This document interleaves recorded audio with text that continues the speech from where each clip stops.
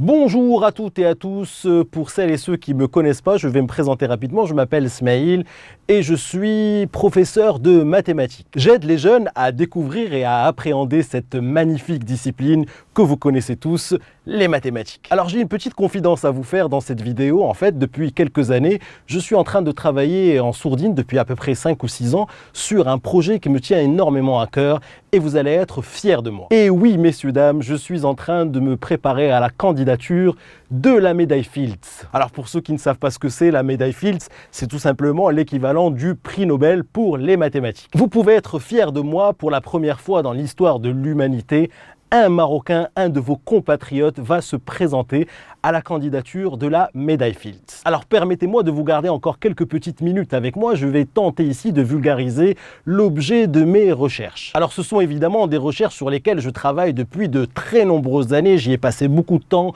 beaucoup d'énergie, beaucoup de nuits blanches et je vais essayer de vous les expliquer ici en quelques minutes. Accrochez-vous, c'est pas très compliqué. Alors voilà le ratio que j'ai mis en place ici. On va l'appeler mu-IB, mu comme la lettre grecque et IB comme mes initiales, Ismail Boukili. Voici donc sans plus attendre le résultat de mes recherches.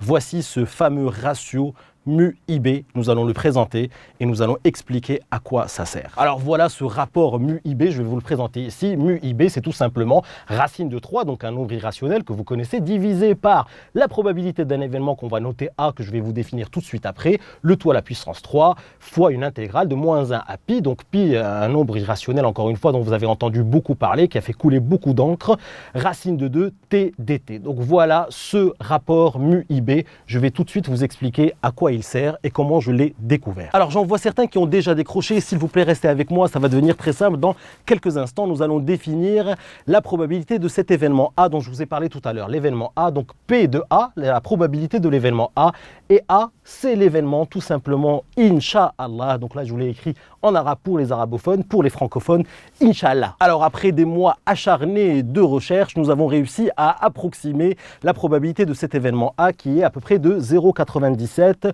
en tout cas au Maroc. C'est ce qu'on appelle un événement pratiquement certain. 0,97, ça s'approche de 1, donc ce n'est pas tout à fait un événement certain, mais presque certain. La probabilité de A, retenez donc que c'est juste à peu près 0,97. Maintenant que vous avez commencé à appréhender un petit peu ce rapport mu-IB, nous allons donner une application directe, une application dans la vie courante, et cette application, c'est dans notre beau pays, vous l'aurez deviné, le Maroc. Alors ce rapport mu-IB va révolutionner le monde de la physique et surtout de l'astrophysique, puisque grâce à ce rapport, nous avons tout simplement défini une nouvelle unité de temps. Cette nouvelle unité de temps, vous êtes très nombreux à l'avoir entendue des milliers de fois, mais sans y prêter réellement attention. Il s'agit de la minute. Regardez ici, la minute. Et voilà, vous voyez que ça vous revient. La minute, c'est un mot que vous avez dû entendre des milliers de fois, si toutefois vous habitez au Maroc. La minute. Oui, attends-moi, j'arrive dans quelques minutes. Oui, je serai là dans 15 minutes à peu près. Oui, messieurs, dames, ça ne prendra pas plus de 45 minutes. Oui, je vais vous livrer dans 40 minutes. Alors évidemment, vous avez compris qu'une minute, ce n'est pas une minute.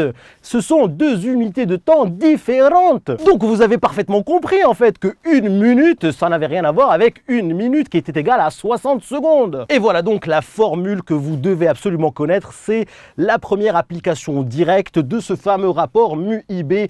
Une minute est égale à mu-IB fois une minute. Et pour terminer notre raisonnement, évidemment, nous avons évalué, nous avons donné une valeur approchée de ce rapport mu-IB. Donc mu-IB est à peu près égal à 10-5 près, donc à 5 chiffres après la virgule, 35,701,21. Donc voilà une évaluation à 10-5 près de ce rapport. Donc évidemment, vous avez compris que si quelqu'un vous dit « j'arrive dans une minute », cela veut dire qu'il va probablement arriver dans 35,7 minutes. Alors évidemment, ce rapport mu-IB, c'est une de ses premières applications directes. C'est une application maroco-marocaine. Je vais tenter de continuer à approfondir un petit peu mes recherches pour voir dans quelle mesure nous pouvons évidemment utiliser ce rapport mu-IB en astrophysique. Je vous remercie de m'avoir écouté jusqu'au bout. Je vous remercie également pour vos nombreux encouragements. N'hésitez pas à partager cette vidéo avec vos amis, votre famille et vos collègues. Ça les aidera très certainement